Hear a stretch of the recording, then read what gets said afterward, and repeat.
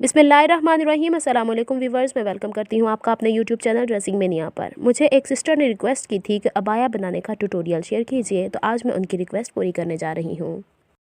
इसे स्टिच करने का सारा प्रोसेस अबाई की तरह है, लेकिन मैं इसे एज एन अपर इस्तेमाल करूँगी, या जिसे हम किमोनो कहते हैं, जो कि जीन्स के ऊपर हम वेयर कर सकते हैं। इसी हिसाब से मैंने यहाँ पर क्रिंकल शिफॉन का कपड़ा लिया है, यानी ये काफ़ी सी थ्रू कपड़ा है। इसे मैं अबाई के तौर पर इस्तेमाल नहीं कर रही और इसकी लेंथ मैं थोड़ी सी कम रखूँगी। इसकी लेंथ और वेथ आपने अपने बॉडी मेजरमेंट के हिसाब से लेनी है। यहाँ पर ये कपड़ा मैं आपको उठाकर दिखा रही हूँ कि इसमें काफ़ी फ्लेयर है। इस तरह के जब भी अबाया बनाएं आप, तो कोशिश कीजिए ऐसे फैब्रिक पर बनाएं जिसको बार बार इस्त्री ना करना पड़े और रिंकल फ्री हो। सबसे पहले इस फैब्रिक की चौड़ाई और लंबाई में से मैं फ्रंट और बैक को यहाँ पे सेपरेट करूँगी, इस तरीके से कि बैक का पीस चौड़ाई में 1 इंच फ्रंट के पीस से कम होगा। अब इसकी सारी मेजरमेंट्स मैं आपको सामने प्लेस करके दिखाती हूँ। यहाँ पे देखिएगा कि ये बैक का पीस मैंने डबल फोल्ड करके रखा है। लेंथ मैंने 47 इंचज़ रखी है और डबल फोल्ड करने के बाद इसकी चौड़ाई मैंने 54 इंचज़ रखी है। मैंने कपड़े को इस तौर पर अपने सामने प्लेस किया है कि इसके दोनों ओपन एजेस मेरी तरफ हैं और फोल्डेड साइड मुझसे दूरी के ऊपर है। अब मुझे इसके ऊपर फ्रंट के पीसेस को प्लेस करना है। फ्रंट के पीसेस को इस पर प्लेस करने के लिए उसे मैंने सेंटर से पहले कट कर लिया है, ताकि वो 2 हिस्सों में मेरे पास आ जाएँ। इस तरह का लचकीला कपड़ा थोड़ा सा संभालना मुश्किल होता है, तो अच्छे से इसे आपने पहले से बैलेंस कर लेना है। यहाँ पे देखिए कि फ्रंट के दोनों पीसेस सेंटर से मैंने कट करने के बाद इसके ऊपर प्लेस कर दिए हैं। अब यहाँ से मैं आपको दिखा रही हूँ कि इसके साइड वाला हिस्सा जो कि नीचे की तरफ था, जिसके ओपन एजेस थे बैक साइड वाले पे, इस पर मैंने फ्रंट के भी 2 ओपन साइड्स इस तरीके से रख कर प्लेस कर लिए हैं, यानी कॉर्नर से कॉर्नर मिला के रखा है। अब मैं आपको इसकी अपोजिट साइड दिखाती हूँ कि किस तरीके से उसे मैंने प्लेस किया है। अब मैं दूसरी साइड पर आ गई हूँ। यहाँ पर यानी नीचे की तरफ जो बैक का पीस फोल्डेड हिस्सा था, उसके ऊपर फ्रंट के 2 ओपन हिस्से आए हैं, लेकिन ये चूँकि 1 इंच कपड़ा ज़्यादा है, ये इसके ऊपर इस तरीके से बाहर की तरफ निकलेगा। ये 1 इंच हिस्सा इसलिए ज़्यादा है कि बुर्का फ्रंट से ओपन होता है और यहाँ से पट्टी बनाने के लिए हमें 1 इंच एक्स्ट्रा कपड़ा बैक की तरफ फोल्ड करने के लिए चाहिए होता है। अब मैं आपको धीरे धीरे ऊपर की तरफ ले जाकर बता देती हूँ कि मैंने किस तरीके से इसकी मेजरमेंट करनी है। अब यहाँ पे जो 1 इंच मैंने कपड़ा एक्स्ट्रा बढ़ा के रखा है फ्रंट का, उसको छोड़ने के बाद फिटिंग के सारे निशानात यहाँ पर मार्क करने हैं।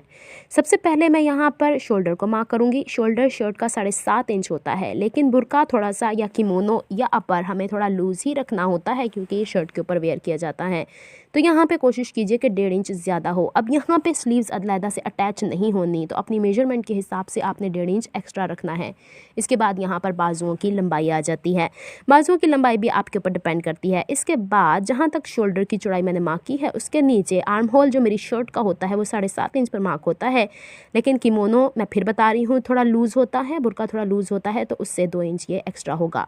यहाँ पे हम चेस्ट को मार्क कर लेंगे। चेस्ट शर्ट पे मैं रखती हूँ 10 इंचज़, जो ओपन होने के बाद 20 इंचज़ हो जाता है, लेकिन यहाँ पे मैं अगेन इसे 11 या 12 इंचज़ रखूँगी, क्योंकि मुझे काफ़ी यहाँ से ये खुला चाहिए। चूँकि ये जीन्स के ऊपर वेयर करना होता है, तो ये लूज़ ही अच्छा लगता है।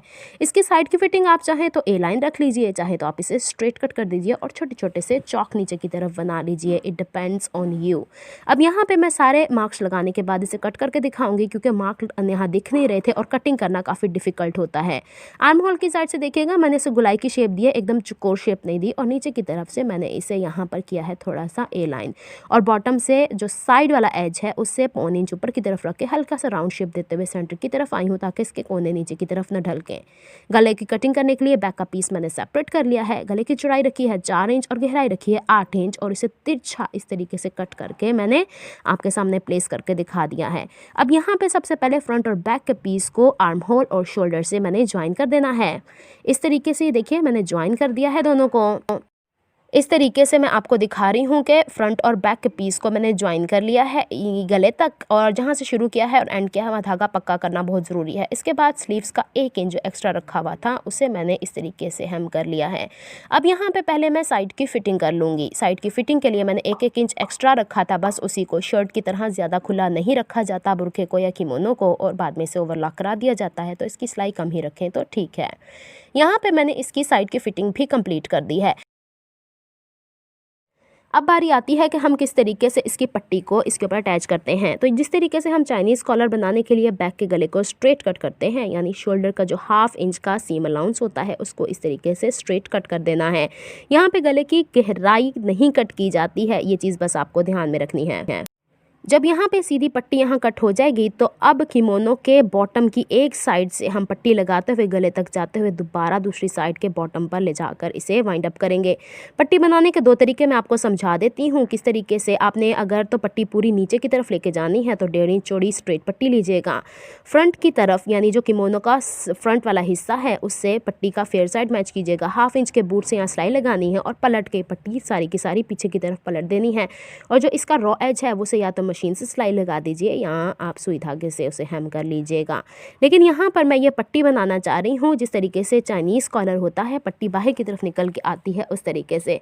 तो यहाँ पर वो पट्टी बैक से पलट के सामने आएगी। ये बैक वाला हिस्सा है किमोनो का, उस पर ये पट्टी का मैंने यहाँ पर सीधी साइड रखी है और 1/2 इंच के बूट से ओवरऑल सिलाई करके इस तरीके से मैंने इसे अपने सामने प्लेस कर लिया है। यहाँ पे पट्टी की चौड़ाई 2.5 इंच है, ये ध्यान में रखने वाली बात है। अब यहाँ पे मैं दोबारा आपको एक्सप्लेन कर रही हूँ कि जो 2.5 इंच चौड़ी पट्टी है उसकी सीधी साइड थी और किमोनो की अपोजिट साइड यानी रॉन्ग साइड थी। इस तरीके से ओवरऑल स्टिच किया है। मैं आपको दिखाती चली जा रही हूँ, अगर मैं एक्सप्लेन करने में दुश्वारी महसूस कर रही हूँ तो आप इसे देखकर समझ सकते हैं। अब 1/2 इंच ये सिलाई का जो मार्जिन है अंदर की तरफ फोल्ड कर देना है और इस पट्टी का 1/2 इंच इस तरीके से फोल्ड करने के बाद जो ऑलरेडी हमने सिलाई लगाई हुई है, जो सिलाई का मार्जिन अंदर की तरफ दबाकर इस पर लब की सिलाई लगा देनी है। इस तरीके से हम चाइनीज़ कॉलर भी बनाते हैं।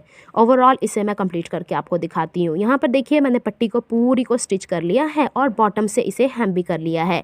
यहाँ पर आप चाहें तो वो मैजिक बटन जो होते हैं, जो मेटल के होते हैं, वो लगवाना चाहें वो लगवा लीजिए। आप इसे काज करवाना चाह रहे हैं काज करवा लीजिए, लेकिन मैं इसे बहरहाल खुला रखना चाह रही हूँ क्योंकि ये किमोनो है। किमोनो में कोई बटन्स अटैच नहीं होते, ये जस्ट एन अपर होता है, एक फैशन ही होता है। यहाँ पर ये अपर हो चुका है कंप्लीट।